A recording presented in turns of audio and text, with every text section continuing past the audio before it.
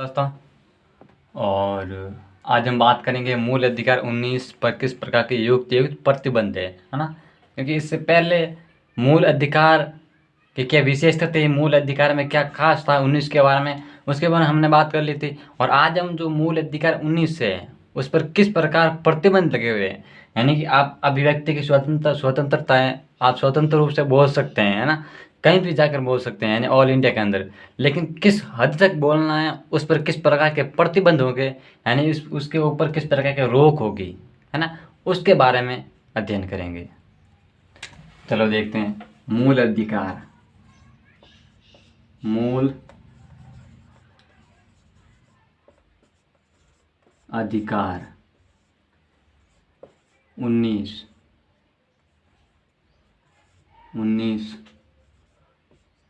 पर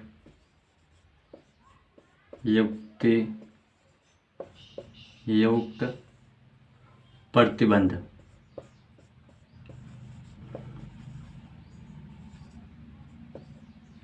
ठीक है ना। अब देखिए, मूल अधिकार के कितने भाग थे?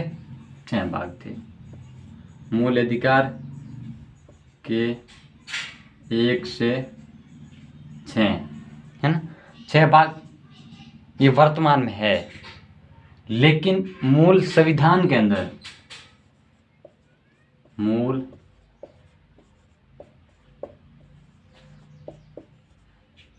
संविधान के अंदर, है ना, मूल संविधान के अंदर कितने भाग थे?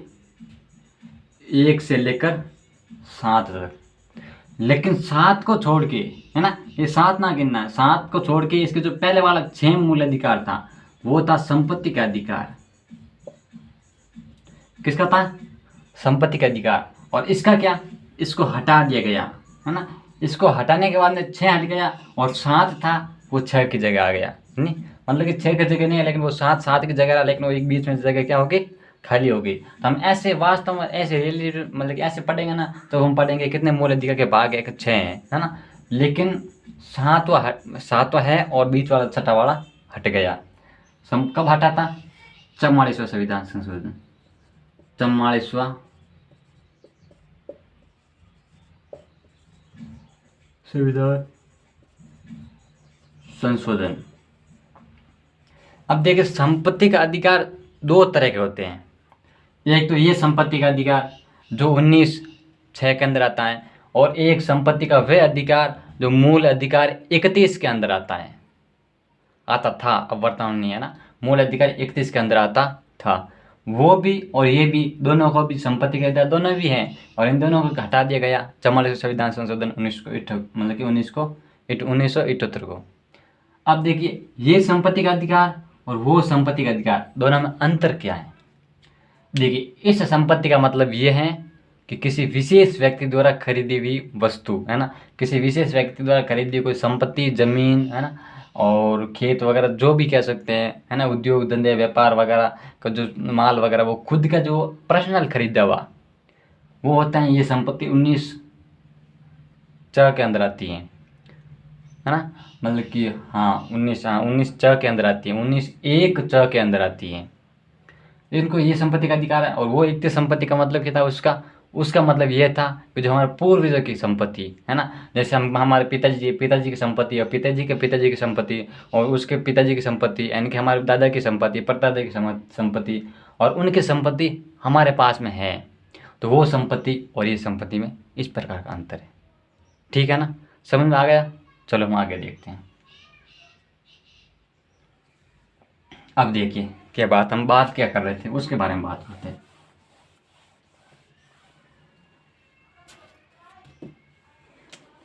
अब मूल अधिकार 1 है ना, इसके कितने भाग थे? इसके भाग थे 7, है ना। इसके भाग कितने थे? 7 थे। लेकिन आप दिमाग मतलब कि कंफ्यूज हो रहे हैं, इसमें भी 7 है और इसके भी ये भी 7 है। सर, हमको समझ में नहीं आ रहा, हमारा दिमाग इतना काम नहीं कर रहा। मैं बैठा ना, आपका दिमाग क्या, पूरा शरीर काम करेगा, है ना। मतलब कि आप क्लास के अंदर रुचि लेंगे तब काम करेगा, और वरना फर्जीवाड़ा करेंगे, कोई थोड़ी बहुत देख लेंगे, ऐसे टाइम पास कर लेंगे, तो फिर याद होगा नहीं। तो अभी देखिए 1 के 6 मतलब कि 7 भाग थे। कौन कौन से? क, ख, इसके बारे में मैंने बात कर ली पिछली क्लास में, ठीक है ना। क ख ग, ग, ड़, च, छ, ये 19 1 के भाग थे, ठीक है ना। मेरी बात समझ रहे हैं ना? सर आपकी बात हम समझ रहे हैं। तो बात किस प्रकार समझ रहे हैं? देखिए क ख ग ग ड़ च छ, और इसको क्या किया? हटा दिया गया। कभी तुम मेरे काम का नहीं है ना। ये हमारे क्या कुछ रोड़ा डालता है संविधान के संबंधित, जो सरकार चलाते हैं, सरकार जो अपने इच्छा अनुसार जो काम करती है ना, वो जनता के हित में काम करती हैं, लोक कल्याणकारी कार्य करती हैं, तो उसके अंदर ये संपत्ति रोड़ा डालती हैं। तो संविधान में संशोधन करके जो मूल अधिकार का हक था, लेकिन फिर भी इसको हटा दिया गया, और इसको हटा के कानूनी रूप दे दिया गया। क्या दे दिया? कानूनी रूप। किस में दिया इसको? कानूनी रूप 300 क के अंदर दे दिया, ठीक है ना। और ये हो गया। अब देखिए अब आगे क्या होता है। इसके अलावा 1 हो गया ना, इसको छोड़िए। अब इसके अलावा 2 है, 3 है, 4 है, 5 है, 6, 7 है। इसको किया गया? हटा दिया, ठीक है ना। है ना, इसके जो युक्त प्रतिबंध है ना, वो हटा दिया। अब ये हटाने के बाद में वापस ये इधर आ गया, तो इसके कितना रह गए? ये भी 6 रह गए, ठीक है ना। अब 2 क्या करेगा? 2 है ना, इस पर युक्त प्रतिबंध लगाएगा। इसका अर्थ क्या होता है वो हम बता देंगे। 2 क्या करेगा? इस क पर युक्त प्रतिबंध लगेगा। क जितना काम करेगा वो ये तय करेगा अच्छा है या नहीं है। यदि वो काम कर रहा है, यदि मतलब वो देश की एकता अखंडता को खतरा उत्पन्न कर रहा है, यदि वो लोक व्यवस्था को खतरा उत्पन्न कर रहा है ना, ये वो जनजाति या मतलब कि अनुसूचित जनजाति को प्रभावित करता है ना, उसके हित के विरुद्ध है, तो आप किसी भी आधार पर ले लीजिए, और वो समाज के क्षेत्र में भी अपवाद फैलाता है, आतंकवाद फैलाता है, मतलब कि इस भाषण के माध्यम से, तो ये 2 क्या करेगा? उस पर इस प्रकार का लागू होगा और उस पर प्रतिबंध लगाएगा। और 3 किस पर लगाएगा? ख पर लगाएगा। 4 किस पर लगाएगा? ग पर लगाएगा। 5 किस पर लगाएगा? इस ग पर लगाएगा। और वापिस 5 किस पर लगाएगा? इस ड़ पर लगाएगा। और फिर वापिस 6 कौन सा लगेगा? इस पर लगेगा। मेरी बात समझ रहे हैं या नहीं बताइए। देखिए ये प्रक्रिया भाई किस हद तक समझ में आ रही है वो आप अनुमान लगा सकते हैं। अब देखिए क क्या कहता है? क्या कहता है? अभिव्यक्ति की स्वतंत्रता। मूल अधिकार 19 का अर्थ क्या था? मतलब कि स्वतंत्रता का अधिकार। 19 क्या था? स्वतंत्रता का अधिकार। और उसी के अंदर क में क्या था? अभिव्यक्ति, मतलब कोई भी व्यक्ति अपनी इच्छा से भाषण दे सकता है, बोल सकता है, और स्टेज पर भी बोल सकता है, या गांव के समाज के अंदर भी जाके बोल सकता है, और किसी पर कहाँ पर भी बोल सकता है। उसको किसी प्रकार का प्रतिबंध नहीं है। मतलब वो अपने हित तक जो इनका है ना, ये लाइन है। 2 का मतलब क्या समझेंगे हम? एक लाइन समझ लेते हैं अपनी। अब वो व्यक्ति क्या करेगा? इस हद तक, है ना, इस हद मतलब इस हद तक वो बोल सकता है। और यदि वह व्यक्ति इससे पार करता है, ये 2 है लाइन, ध्यान रखना, 2 की लाइन है। मैं बता मतलब कि आपको समझाने की कोशिश कर रहा हूँ। देखिए यदि ये इस लाइन को पार करता है तो इसको सरकार द्वारा यहाँ पर क्या होगा? युक्त प्रतिबंध होगा। उदाहरण, कोरोना चल रहा था। अब कोरोना में क्या है, पुलिस वाले बोले थे कि भाई घर के अंदर रहना है, बाहर नहीं निकला है, और आप ऐसे किस प्रकार की नहीं बोलेंगे, है ना, ऐसी नहीं, आपको गलत भावना नहीं फैलाएंगे कि भाई कोरोना झूठा है, कोरोना से कुछ नहीं होता, है ना। और मास्क सब बोलेंगे मास्क नहीं लगाना चाहिए, यहीं पर मच्छर कैसे जाएंगे मुंह में ऐसे खूब थे। तो मतलब कि ये जाके बाहर जाके बोल रहा है कि मच्छर मुंह में घुस जाएंगे, आप आराम से घूमिए, है ना, घर के अंदर परेशान हो जाएगी, वैसे घूम घूम के बोल रहा है फिर गांव के अंदर। अब पुलिस वालों को पता चला यार ये तो मान नहीं रहा, इतने हद पार कर दिए, इस लाइन को क्रॉस कर दिया। अभिव्यक्ति की स्वतंत्रता है, लेकिन इसने ये समय मतलब कि ये समय भी पार कर लिया है। तब उसको पूछेंगे भाई बाहर क्यों निकलता है, तेरे को बोला ना घर के अंदर रहना है, फिर भी तुम बाहर निकल रहा है, क्या कारण है? उसने बोला मेरी स्वतंत्रता है, मैं तो जैसे चाहेंगे मैं तो घूमूंगा। पुलिस वाला बोला किसको बोला तेरे को? कि हमारे सर ने बताया था, वो क्लास ऑनलाइन क्लास बढ़ाते हैं, उसने मतलब कि उन्होंने बताया था। फिर सर मतलब कि पुलिस वाले कॉल करेंगे मेरे को, अच्छा बाबू तूने बताया था इन चीज़ों बच्चों को पढ़ाया था।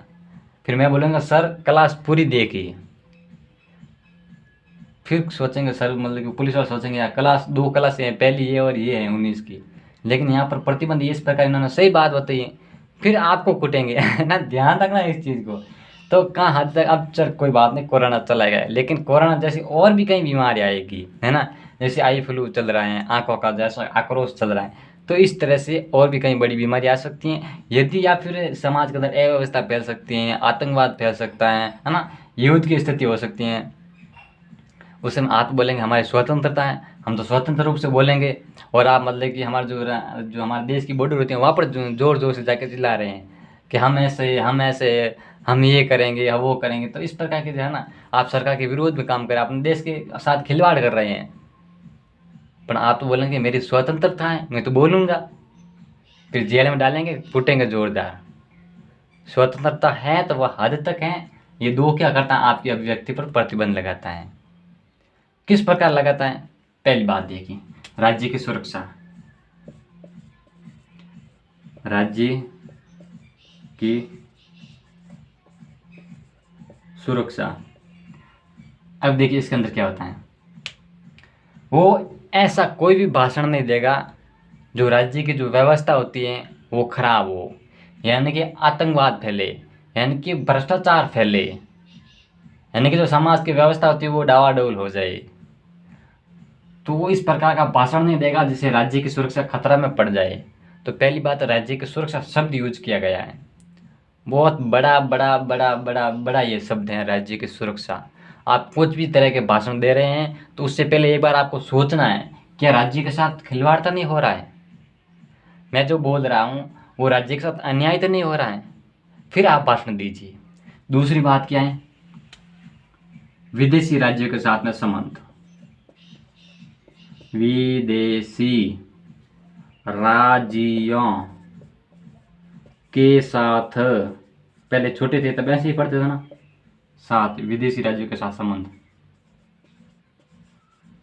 तो अब ऐसे कैसे कर रहे हैं, अब टाइम वापस आ गए पहले वाला है ना, अब क्योंकि बच्चे इस तरह के पढ़ाते हैं। फिर अब देखिए विदेशी राज्य मतलब, जैसे मेरे ऊपर ले लीजिए, मेरा संबंध मान लीजिए श्रीलंका से है ना, श्रीलंका का कोई व्यक्ति है उनसे मेरा संबंध है, और हमारे क्या घनिष्ठ दोनों के बीच में संबंध हो जाता है, और मेरे और श्रीलंका के।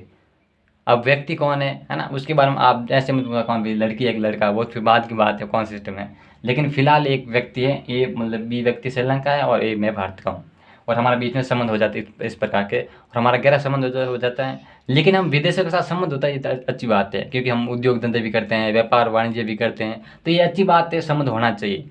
लेकिन हमारे संबंधों के कारण भारत व श्रीलंका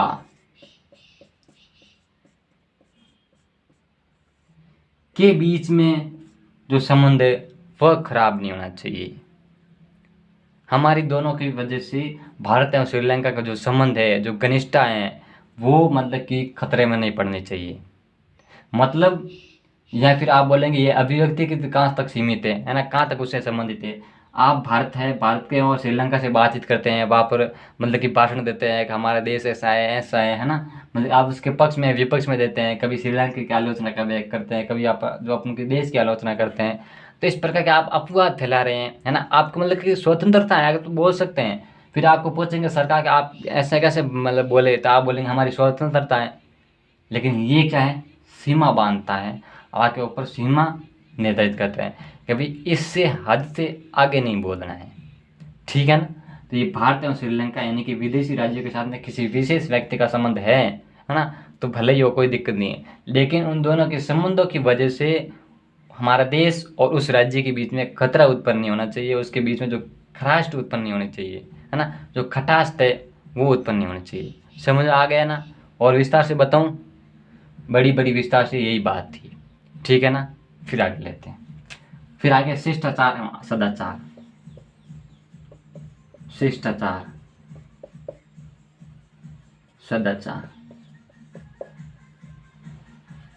चार है ना, इसका यदि विभाजन करते हैं यहाँ पर आता है आचार, यानी कि आचरण, सदा यानी सही आचरण, शिष्ट यानी अच्छा आचरण, है ना, इस प्रकार के। यानी कि आप अभिव्यक्ति की स्वतंत्रता है, आप स्वतंत्र रूप से बोल सकते हैं, लेकिन आपकी आचार जो है, यानी कि जो आपकी वाणी है, तो बोलने का तरीका है ना, वो एकदम स्ट्रांग होना चाहिए, है ना, एकदम सही होना चाहिए, एकदम कोमलता होनी चाहिए उसके वाणी के अंदर, है ना। किसी भी प्रकार का ऐसे वहाँ पर ऐसे क्या है, जो विकृत स्थिति होती है ना, जो खराब स्थिति है ना, वो उत्पन्न नहीं होनी चाहिए शिष्टाचार सदाचार के कारण, ठीक है ना। तो ये अभिव्यक्ति की स्वतंत्रता पर इस प्रकार के प्रतिबंध लगाता है, यानी कि बोलने का तरीका बताता है कि आपके सदाचार यानी कि अच्छा आचरण आपको किसी के साथ करना चाहिए, ठीक है ना। समझ आ गया ना, आगे समझे, फिर हम आगे देखें, एक बार उतार लीजिए।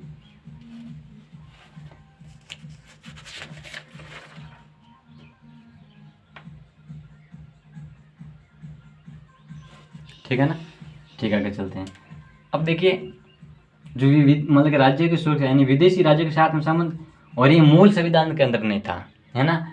इसको प्रथम संविधान संशोधन 1951 के अंदर जोड़ा गया था, और शिष्टाचार सदाचार इसको भी मूल अधिकार संविधान संशोधन 51 के अंदर जोड़ा गया। फिर आगे क्या है,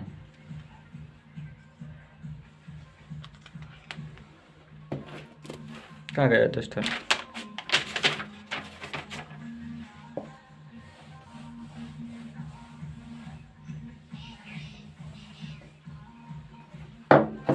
अब देखिए, अब आगे क्या है, न्यायालय अवमानना, न्यायालय अवमानना। अब क्या है, इसके दो भाग है, दीवानी और फौजदारी। फौजदारी, दीवानी का मतलब क्या है, सरकार द्वारा निर्देश दिए गए हैं कि भाई कोरोना है, और इस कोरोना के अंदर आपको घर से बाहर नहीं निकलना है, लेकिन आप उसको मजाक बना दिया और आप घर से बाहर निकल रहे हैं और खूब तरीके से जोर जोर से घूम रहे हैं, चिल्ला रहे हैं कोरोना है ही नहीं, है ना, जगह जगह पर जो ना मतलब कि नशीली पदार्थ खा के थूक रहे हैं, तो गंदगी आप फैला रहे हैं, आप मतलब अफवाह बढ़ा रहे हैं, और सरकार द्वारा निर्देश देने के बावजूद भी इस प्रकार की आप प्रक्रिया कर रहे हैं जानबूझकर, तो वो दीवानी मामला आएगा। क्योंकि आपकी अभिव्यक्ति की स्वतंत्रता ना, आप घूम घूम कर बोल सकते हैं, है ना, जोर जोर से बोलेंगे, मुंह में जो गुटखा खाकर बोलेंगे वो करेंगे, तो वैसे प्रकार कर सकते हैं क्या, ये स्वतंत्रता है आपकी। ध्यान रखना इस पर स्वतंत्रता पर किस प्रकार के प्रतिबंध है। आज मैंने बोल दिया स्वतंत्रता है आपकी, जो 19 के मूल अधिकार के अंदर स्वतंत्रता किस प्रकार की है वो भी बता दी, और इसके प्रतिबंध है वो भी चल रहे हैं, तो ये बात ध्यान रखनी है। तो दीवानी मामले ऐसे होते हैं, और फौजदारी मामले होता है सरकार की जो बातों की अवहेलना करनी होती है, कि भाई सरकार जो है कानून बना रही है कि वो ठीक नहीं है, तो हम क्या होते हैं, इस प्रकार के जो काम हो गए ना, है ना, अवमानना करते हैं, है ना, जबकि आपराधिक या क्रिमिनल अवमानना, है ना, जो अपराध को बढ़ावा देते हैं कि भाई हाँ अपराध ऐसा, इस प्रकार के भाषण देंगे जिससे अपराध क्रिमिनल का जो क्रिमिनल होता है ना, जो ऐसे जो गंदा काम होता है उसकी क्या प्रभावता बढ़ती है, तो इस प्रकार के जो मामले होते हैं इस प्रकार का भाषण देते हैं कि अपराध बढ़ देते हैं, हमको ऐसे करना है, हम एक अलग बनेंगे, हम ऐसे अलग होंगे, है ना। तो आप धर्म से संबंधित किसी भी क्षेत्र में ऐसे अभिभाषण देते हैं, तो वो क्या फौजदारी के अंदर आता है, अपराधी कहने अपराध बढ़ाना, ठीक है ना, समझ में आ गया। चलो आगे चलते हैं, आगे क्या, मानहानि। अब इसमें क्या है, मानहानि का मतलब ये होता है कि आपकी अभिव्यक्ति की स्वतंत्रता है, आप स्वतंत्र रूप से बोल सकते हैं, लेकिन आप किसी के ऊपर आरोप लगा रहे हैं, है ना। आरोप कब लगेंगे, जब आप बोलेंगे तभी लगेगा ना, ऐसे आंख बंद के मुंह बंद के कोई आरोप लगेगा नहीं, लगेगा ना। तो फिर ये क्या होगा, बोल के ही आरोप लगेगा, तो मतलब आपने अभिव्यक्ति, आपने भाषण दिया है और आपने स्वतंत्र रूप से दिया है, और आपका प्रतिबंध नहीं है, लेकिन प्रतिबंध कब होगा, जब आप किसी के विरोध में बोलते हैं भाई ये नाम का व्यक्ति सुनील है, वो अशोक को क्या है, मतलब कि दोषी ठहराता है कि इसने हमारे देश के साथ खिलवाड़ किया है, ये ऐसा है ना, मतलब सुनील अशोक को बोल रहे हैं, अशोक ऐसा है, इसने बहुत गंदा काम किया है हमारे देश के साथ, मतलब कि खिलवाड़ किया है, इस प्रकार इसके ऊपर है ना, इसको केस होना चाहिए, जेल में डालना चाहिए, वो इस प्रकार के वहाँ पर भाषण दे रहा है ना। वो अपने स्वतंत्रता है, वो लोकतंत्र के अंदर बोल सकता है, लेकिन फिर वो अशोक क्या करेगा, वापस पलटवार करेगा कि इसने मेरी मान हानि की है, मेरे मान के साथ में खिलवाड़ किया है, क्या किया है, मेरे मान के साथ में खिलवाड़ किया है, तो फिर संविधान के अंदर अभिव्यक्ति की स्वतंत्रता भी है और मानवीय हानि है, उसके विरोध में भी काम है।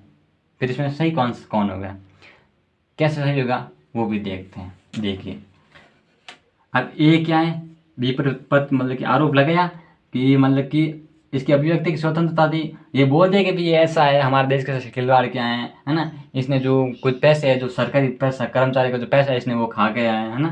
तो इस प्रकार की प्रतिबंध लगा रहा है और वापस ये पलटवार क्या करेगा, ये बोलेगा मेरी मान हानि हुई है ना, मान हानि हुई है। फिर ये इसके ऊपर वापस आरोप लगाएगा और आरोप लगाने के बाद में इसको जेल में डालेंगे एक को। फिर इसके ऊपर मतलब कि पूछताछ होगी कि भाई तू सही बोला या गलत बोला, है ना। भाई ये जो मूल अधिकार इसका ना मान हानि का, भाई मेरा मूल अधिकार है, मेरी मान हानि नहीं होनी चाहिए। लेकिन कोई भी ऐसा था, हर कोई बोलते ही है, फिर वो बोलेगा किसी के ऊपर बोलेगा, फिर वो ऐसे बोल देगा मेरी मान हानि हुई है, तो फिर लोकतंत्र कहाँ रहा, राजतंत्र हो गए ना। सोचिए आप, भाई ए ने बी के ऊपर आरोप लगाया है और वापस बी ने कहा मेरे ऊपर ये आरोप लगाया, ये मतलब कि मेरे मान हानि के ऊपर है ना, मेरे मान के साथ में खिलवाड़ हुआ है। तो फिर इनमें से सही कौन सा है, भाई ये भी सही है, ये अपने संविधान के अनुसार ये भी सही है, तो फिर इनमें से गलत कौन सा है और सही कौन सा है, कैसे तय करेंगे। भाई होती तो यही बात है ना। तब फिर चल मतलब कि चलते देखें। अब ये इसके ऊपर क्या आरोप लगाया और इसने फिर क्या वापस इनके ऊपर आरोप लगाया है ना, मतलब कि बी ने वापस इनके ऊपर केस किया है और इनको जेल में डाल दिया। अब कोर्ट तय करेगा कि इनके पास किस प्रकार का व्यवहार किया जाना चाहिए, ए गलत है या फिर बी गलत है। और ए ने जो आरोप लगाए हैं यदि वो सत्य पाए जाते हैं, वो कानूनी रूप से हैं, है ना, तो अभिव्यक्ति की स्वतंत्रता है और उसने स्वतंत्र रूप से बोला है, तो उस पर किसी प्रकार का प्रतिबंध नहीं होगा। और यदि उसने झूठा अफवाह फैलाया है, झूठ बोल के उनके ऊपर प्रतिबंध लगाया है, और बी यदि सत्य निकलता है तो इसकी मान हानि मानी जाएगी और मान हानि के क्षेत्र में इसके ऊपर बी के ऊपर केस होगा। फिर ये बोला कि मेरी तो स्वतंत्रता थी, मैं तो बोल सकता हूँ। बाबू हद के अंदर रह के बोल सकते हैं, यदि आपके पास प्रूफ है तब आप बोल सकते हैं, वरना आप नहीं बोल सकते। मेरी बात क्लियर समझ में आ रही है ना, कोई दिक्कत नहीं है ना। और यदि दिक्कत हो तो कमेंट में बता देना, फिर अगली क्लास के अंदर सुधार कर लेंगे, क्योंकि ये तब अपलोड हो जाएगी, फिर यहाँ पर क्या करेंगे, कुछ नहीं कर सकता। बता देना एक बार, आपको कोई चीज़ समझ में नहीं आती है ना, तो एक बार बोल के बता देना, कमेंट बॉक्स में लिख देना कि सर हमें ये बात समझ नहीं आ रही थी और आपने जो बात बताई थी उसके अंदर ये थोड़ी बहुत प्रॉब्लम थी। तो इसकी जो क्लास बनेगी अगली वाली, यानी कि जो मूल अधिकार 20 बनेगा, ये 39वीं क्लास होगी, पॉलिटिकल की हो रही है, जो भी हो रही है ना, फिर आगे 40 की क्लास होगी। तो फिर उसके अंदर हम बता दें कि भाई आपने ये हमारे सामने क्वेश्चन पूछे थे और इसके अंदर इसका जो उत्तर है ये है, ठीक है ना। फिर आप जैसे जनसंख्या जो सॉरी हमारी जो क्लास की जो संख्या अधिक बढ़ेगी ना, फिर हम ऑनलाइन शुरू कर देंगे। संख्या इतनी बढ़ नहीं रही तो फिर ऑनलाइन कर नहीं सकते, और संख्या बढ़ेगी ना, मतलब कि 1000 400 500 इतनी संख्या बढ़ने लग जाएगी, फिर हम क्या ऑनलाइन शुरू कर देंगे।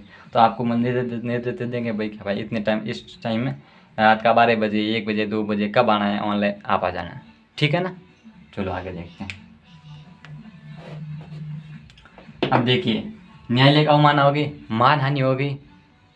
अब आता है आपराधिक उद्दीपन।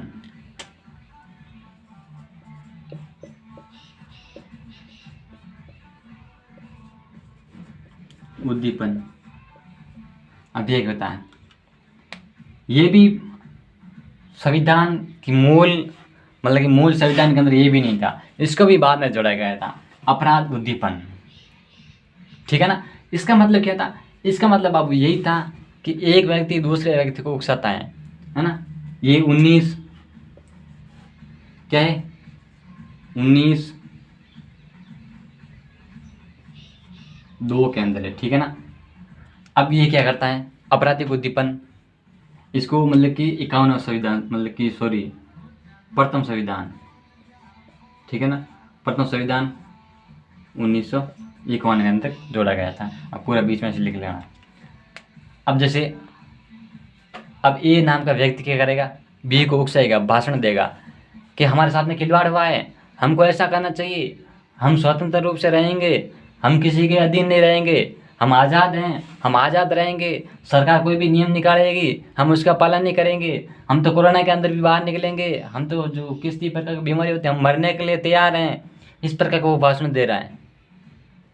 और उस समय जो नशीली पदार्थ बंद हुई थी, गुटखा वगैरह शराब वगैरह लोग रोक लगी थी ना, अब वो बोला मैं शराब के बिना रह नहीं सकता, मेरे तो रात को 1 क्वार्टर चाहिए, वैसे बोल रहे हैं ना वो। फिर वो बोले कि मेरे को तो गुटखा खाना चाहिए, पान होता है वो तो मेरे को खाना पड़ेगा, नहीं तो मैं उसके बिना नहीं रह सकता। मेरे तो बीड़ी पीनी पड़ेगी, मेरे को सिगरेट पीनी पड़ेगी। ये कोरोना के काल में बोल रहा है, जिसके भाव बहुत खूब बढ़ गए थे, और किसी के घर में खाने की जो सामान नहीं था फिर भी वो नशीली पदार्थ खाता था, क्योंकि वो तो very very most and important है उसके लिए, वो तो खाएगा। तो फिर ये क्या करता है, आपराधिक उद्दीपन, यानी कि इस प्रकार ये व्यक्ति दूसरे व्यक्ति को उकसाता है, बी को उकसाता है, तू ऐसे काम कर, तू ऐसे बोल, है ना। वो मतलब कि ये ऐसा आप भाषण दे रहा है और फिर वो बी घर जाके अपना जो प्रखंड प्रचंड दिखाएगा कि हम ऐसे हैं, फिर पुलिस वाला लट होंगे, फिर भी वो स्वतंत्र रूप से बोलेगा हम तो ऐसे। बाबू, कुछ सरकार के भी रूल्स होते हैं, कुछ इस देश के भी रूल्स होते हैं, जो रूल्स के हिसाब से जो शासन व्यवस्था चलती है और सारा जो प्रशासन है एक मजबूत रूप से चलता है, ठीक है ना। तो इसको भी हक में रहकर हमको इसका पालन करना चाहिए, और इसके ऊपर आगे बढ़कर कभी इसका जो विरोध नहीं करना चाहिए, आतंकवाद नहीं फैलाना चाहिए, क्योंकि ये देश के साथ में गलत व्यवहार है ना। चलो आगे देखते हैं। ये हो गया आपराधिक उद्दीपन। फिर आता देश की एकता और अखंडता। देश की एकता व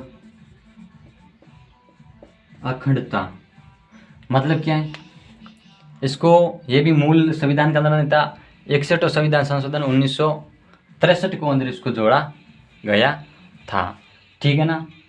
अब देश की एकता और अखंडता का मतलब क्या, एकता का मतलब क्या, एकता बनाए रखना, अखंडता यानी कि देश को खंडित नहीं करना, यानी हिंदू मुस्लिम सिख ईसाई जैन पारसी, है ना, सब एक हैं। और यदि इस प्रकार का कोई व्यक्ति भाषण देता है, उसकी अभिव्यक्ति की स्वतंत्रता है, लेकिन यदि वो इस प्रकार का भाषण देता है कि भाई मेरे को अलग देश चाहिए, मतलब कि हम भाषा वाले हैं, हमको कुछ अलग अधिकार चाहिए, हम मतलब कि ऐसे हैं, हमारे इसमें एक कमी है, हम तो मतलब कि अलग एक देश के रूप में बनेंगे, हम आज़ाद होकर रहेंगे, है ना, हमको भारत से अलग होना है, इस प्रकार के जो अफवाह फैलाते हैं ना, इस प्रकार के जो आतंकवाद फैलाते हैं, इस प्रकार के जो अभी भाषण देते हैं, है ना, इस तरह के जगह जगह खूब प्रचार करते हैं, तो उस समय क्या होगा, देश की एकता को खतरा उत्पन्न हो सकता है, और इसी की वजह के आपके जो भाषण है उस पर क्या लगेगा, प्रतिबंध लगेगा। लग सकता नहीं है, लगेगा। तो ये बात ध्यान रखनी है।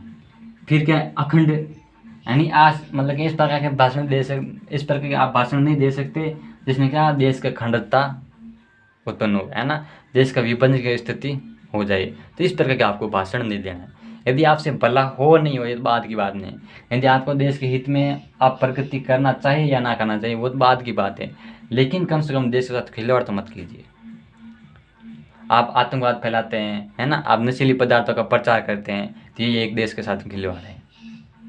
देश की जनता के सामने खिलवाड़ करना मतलब देश के साथ में खिलवाड़ करना, क्योंकि उनको इलाज के लिए सरकार पैसे लगाती है, और सरकार पैसे कहाँ से लाती है, जनता के पैसे होता है, और वो पैसे यदि सही जगह पर लगे तो ठीक रहेगा।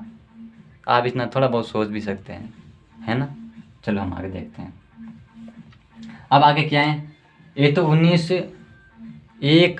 यानी 19 क था, है ना, उसका 2 पर प्रतिबंध था, है ना।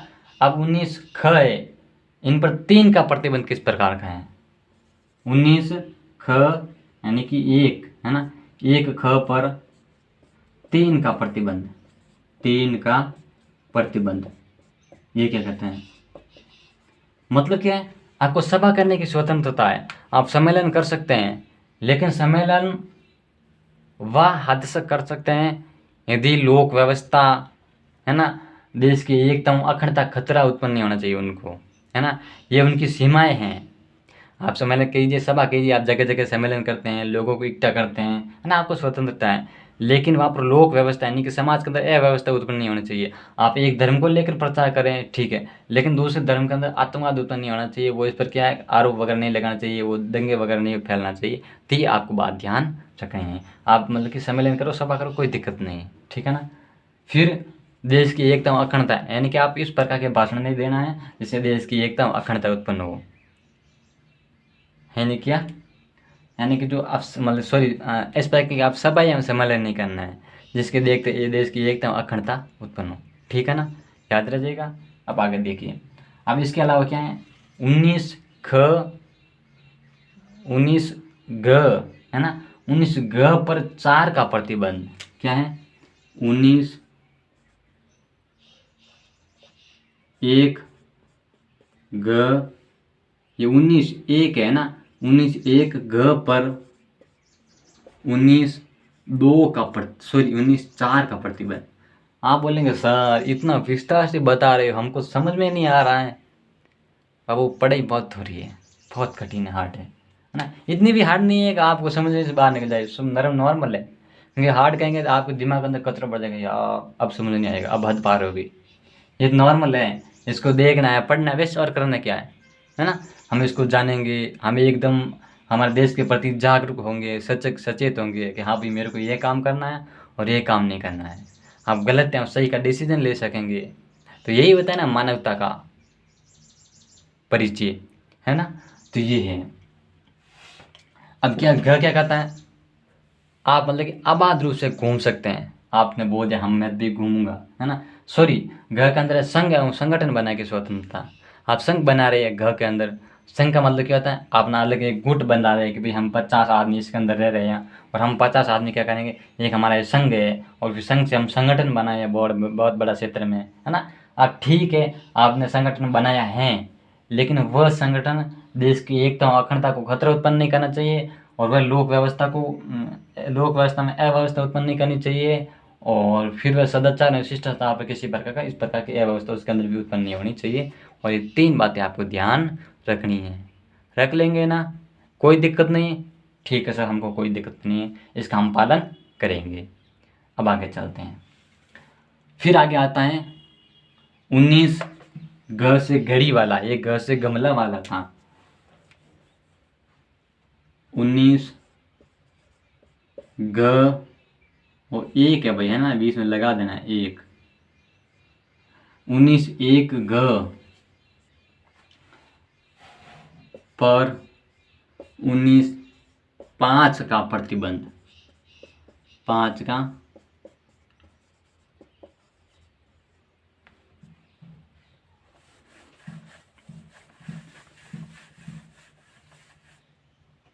5 का प्रतिबंध किस प्रकार का है। देखिए, अब आपकी बात आती है आबाद रूप से घूमने की स्वतंत्रता। आप स्वतंत्र रूप से ऑल इंडिया के अंदर कहीं पर भी घूम सकते हैं, आपको आबाद रूप से स्वतंत्र हैं आप। लेकिन आप घूम रहे हैं और जिस जगह पर आप घूमने जा रहे हैं और वहाँ की जो लोकल जो जनता है ना, लोकल जनता है, यानी कि वहाँ की जो स्थानीय जो रहने वाली जनता है, इनकी जाति अनुसूचित जाति एवं अनुसूचित जनजाति, है ना, अनुसूचित जाति और अनुसूचित जनजाति को किसी प्रकार का इस मतलब कि अफवाह नहीं फैलना चाहिए उसके अंदर, है ना। उसको कोई भी प्रकार की दिक्कत नहीं होनी चाहिए। आप घूम रहे हैं, ठीक है, आप घूमिए ना, कहीं की वस्तुओं का उपयोग करें, ठीक उपयोग कीजिए, लेकिन वहाँ की जो जनता है ना, वहाँ पर उसको किसी प्रकार का एतराज़ नहीं उत्पन्न होना चाहिए, है ना। उसको किसी प्रकार की दिक्कत नहीं होनी चाहिए, तब आप आबाद रूप से घूम सकते हैं, ठीक है ना। ये हैं हड़े, और इस पर जो है ना 5 है ना, ये प्रतिबंध लगाते हैं इस प्रकार का। घूमो कोई दिक्कत नहीं, लेकिन घूमने की सीमाएं हैं, ये हैं अनुसूचित जाति और अनुसूचित जनजाति पर। अनुसूचित जाति और अनुसूचित जनजाति को किसी प्रकार का जो मतलब कि कह सकते हैं ना, उनको किसी प्रकार की प्रॉब्लम नहीं होनी चाहिए, ठीक है ना। चलो हम आगे देखते हैं, ये इसका प्रतिबंध था। फिर आता है 19 हड़े, 19 1 का 1 हड़े पर 19 5 का प्रतिबंध। यही 5 है, ठीक है ना, यही भी 5 है और ये भी 5 है। अब इनके अंदर दोनों जोड़ दिया, क्यों? क्योंकि ग भी सेम है और हड़े भी सेम है। क्योंकि ग में तो आप आवाज रूप से घूम सकते हैं और हड़े में आप क्या करते हैं, बच सकते हैं, ठीक है ना। यही बात थी ना, समझ आ गई। चलो हम आगे देखते हैं। 5 क्या कहता है, आप घूम गए, है ना, फुल घूम लिए और आपको कोई जगह पसंद आ गई कि यार मैं तो यहीं पर रहूँगा, मैं तो ये छोड़कर जगह नहीं जाऊँगा, तो ठीक है रही, आपको कौन मना करा भाई, कोई मना करने वाला नहीं। आपके वहाँ पर जो लोकल प्लॉट आपने खरीद लिया, प्लांट, ठीक है ना, आप प्लांट खरीद के वहाँ पर रहने लग गई हैं और एकदम खूबसूरत मतलब कि अच्छी तरह से रह रहे हैं, कोई दिक्कत नहीं है। लेकिन आप क्या है, कभी कभार वहाँ पर अफवाह भी फैलाते हैं, है ना, कोई ऐसी गलत चीज़ें भी आप उपयोग में करते हैं, शराब वगैरह नशीली, जहाँ पर वहाँ पर रोक है ना, मांस वगैरह, जहाँ की वहाँ की जनता को क्या प्रॉब्लम होती है, जो आपके पास आस पास में रहने वाले, तो आप इस प्रकार का नहीं काम कर सकते, यानी कि इस प्रकार का जो प्रतिबंध है 5 के अंदर भी निवास करते हैं, लेकिन अनुसूचित जाति और जनजाति को किसी प्रकार की प्रॉब्लम नहीं होनी चाहिए।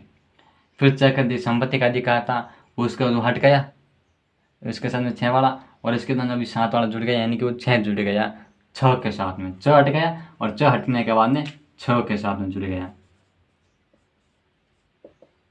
6 का मतलब क्या है? आप व्यापार वगैरह करते हैं, है ना, व्यवसाय करते हैं, अब वहाँ पर स्थानीय रूप से बस गए, लेकिन व्यापार तो करना पड़ेगा। और व्यापार कर रहे हैं, उद्योग धंधे कर रहे हैं, है ना, तो अब क्या है, व्यापार कर रहे हैं तो, लेकिन वो व्यापार वहाँ के स्थानीय लोग, है ना, और वहाँ के जो सरकार है, उनको किसी प्रकार की प्रॉब्लम नहीं होनी चाहिए। व्यापार आप स्वतंत्र रूप से करिए। और व्यापार दो प्रकार के होते हैं, एक तो वैध व्यापार और एक अवैध व्यापार। एक तो वैध व्यापार वह अवैध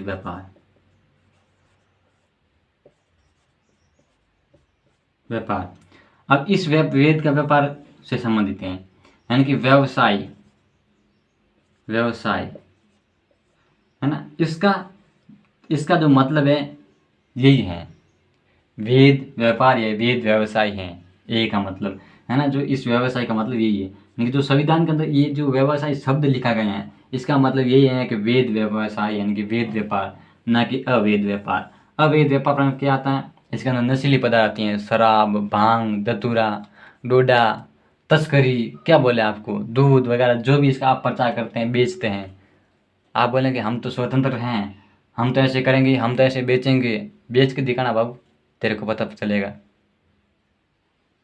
आपको स्वतंत्रता है, आप व्यवसाय कर सकते हैं, लेकिन उसकी सीमा होती है, ठीक है ना, तो इसकी सीमा ये है। चलो आगे देखते हैं। अब लेकिन आप दूसरी बात ये है, आप व्यवसाय करें, इसके अलावा यानी कि आप वैध व्यापार भी कर रहे हैं, लेकिन उस पर भी किस प्रकार का प्रतिबंध है? प्रतिबंध इस प्रकार का है, मूल संविधान के अंदर एक बात थी इसका प्रतिबंध, कि वहाँ की जो साधारण की जो जनता रह रही है ना, साधारण जनता है ना, वो इनका पक्ष में होनी चाहिए कि आप, हाँ सर, आप व्यवसाय कीजिए, हमारे यहाँ की वस्तु खरीदिए और हमको पैसा दीजिए और आप इधर जाके बेचिए। तो वहाँ की जनता को क्या है, समस्या उत्पन्न नहीं होनी चाहिए, है ना, उनको ऐसा नहीं लग रहना चाहिए कि मेरे से सस्ती खरीद ले और आगे महंगी बेच रहे हैं। तो इस प्रकार की उनके अंदर भावना नहीं होनी चाहिए। फिर दूसरी बात ये है कि एक तो इसके अंदर जुड़ा ही था व्यवसाय के अंदर, एक 3 इनके जो प्रतिबंध है, जिसके अंदर एक तो व्यवसाय के अंदर मूल संविधान के अंदर था और दूसरा बाद में जोड़ा गया था, ठीक है ना। उसका मतलब क्या था कि वहाँ की सरकार ये चाहनी चाहिए कि भाई हाँ आप व्यवसाय कीजिए, है ना। सरकार को ऐसा नहीं लगना चाहिए कि मैं, मतलब कि मेरा खुद का यहाँ पर एकाधिकार होना चाहिए। यदि सरकार चाहती है कि मेरे यहाँ पर खुद का एकाधिकार होना चाहिए, तो आप व्यवसाय नहीं कर सकते, ठीक है ना। तो यही बात इस पर क्या है, प्रतिबंध है भाई। तो इस प्रकार का आपको क्या करना है, प्रतिबंध लगा हुआ है आपके ऊपर, ठीक है ना। तो आप इसका पालन करेगा ना, पालन करेंगे ना, तो इसका इस प्रकार की पालन करना है, ठीक है ना। फिर आगे देखते हैं, नागरिकों को पूर्ण रूप से या भाग किसी व्यापार या कारोबार से वर्जित करना, यानी कि राज्य के किसी व्यवसाय के साथ में एक अधिकार नियंत्रण के पक्ष में ना होना चाहिए, यानी तो नागरिकों को देखिए ऐसा नहीं लगना चाहिए कि हाँ हमारे साथ में ये, मतलब कि ये इसके व्यवसाय का खुद का एकाधिकार हो रहा है, यानी एक व्यक्ति संपूर्ण रूप से एकाधिकार कर रहा है, यानी जो अंग्रेजों ने जिस प्रकार एकाधिकार किया था, है ना, व्यवसाय पर, तो इस प्रकार नागरिकों को नहीं लगना चाहिए कि ये एकाधिकार कर रहा है, एक अपने अधीन में कर रहा है सारी चीज़ें। और ये सारी चीज़ें संविधान के प्रथम संविधान संशोधन 1951 के अंदर ये दोनों जोड़ी गई थी बाद में अंदर, याद आ जाएगा ना, ठीक है ना, क्लियर है। फिर आगे देखते हैं कि भाई जो मूल अधिकार 19 हैं, क्या है, मूल अधिकार 19 हैं, इनके निलंबन का किस प्रकार है, निलंबन किस प्रकार हो सकते हैं। मूल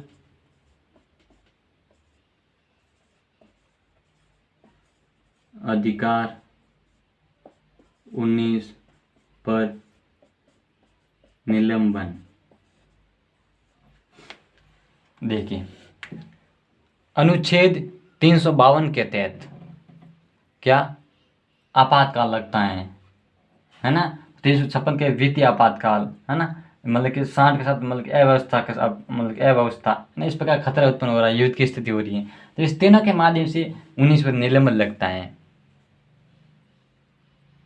यानी कि राज्य के अंदर अव्यवस्था फैली थी, 356 के माध्यम से आपातकाल जैसे घोषणा में, कोरोना के अंदर, है ना, कर्फ्यू लगे थे पूरे देश के अंदर, तो इस प्रकार के जो कर्फ्यू लगे थे उसके अंदर आपके जो मूल अधिकार की स्वतंत्रता थी ना, उसमें प्रतिबंध लगे ना, वो पूरी तरह से रुक गई ना, तो इस प्रकार की पूरी तरह से रुक जाती हैं, इनका इसके इस अन्य कुछ समय के लिए निलंबन होता है।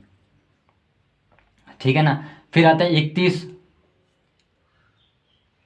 39 क ख ग, है ना। 39 क ख ग के अंदर जो राज्य के जो नीति निर्देशक तत्व होते हैं उनके अंदर क्या है, जो मूल अधिकार को लेकर कुछ सुधार किए जा सकते हैं, और उसको सुधार करते समय जो मूल अधिकार है ना, उसके अंदर जब सुधार करते हैं, जो मूल अधिकार जो 19 है, 31 हैं और जो 32 हैं, है ना। 31 थे पहले लेकिन अब जो 32 हैं, तो इस पर क्या है, इनको किसी प्रकार के प्रॉब्लम नहीं होनी चाहिए। ये भी इसका जो निलंबन के संबंधित है, याद हो जाएगा ना। ठीक है, क्लियर है। तो मूल अधिकार हमारा 19 था, वो सारा अब क्या हो गया, कंप्लीट हो गया, ये एकदम पूर्ण रूप से कंप्लीट है। और मूल अधिकार 20 के बारे में बात करेंगे अगली क्लास के अंदर। हो जाएगा ना क्लियर, समझ में आ रहा है ना। ठीक है, समझ में आ रहा है, फिर मिलेंगे अगली क्लास के अंदर। थैंक यू वेरी मच, धन्यवाद, बहुत बहुत धन्यवाद।